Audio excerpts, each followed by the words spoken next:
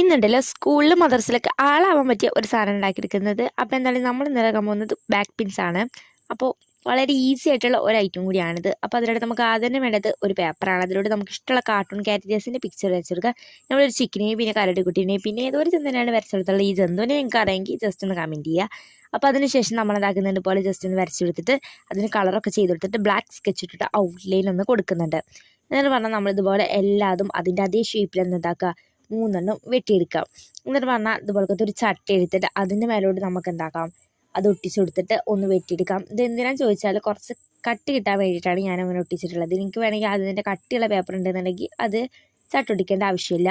എന്നിട്ട് പറഞ്ഞാൽ അതുപോലെ നമ്മൾ എന്താക്കുക, വെട്ടിയെടുത്തിട്ട് ഒരു സേഫ്റ്റി പിൻ എടുക്കുക. സേഫ്റ്റി പിന്ന് അല്ലാതെ വേറെ വല്ല പിന്നുണ്ടെങ്കിൽ അതും എടുത്താൽ മതി.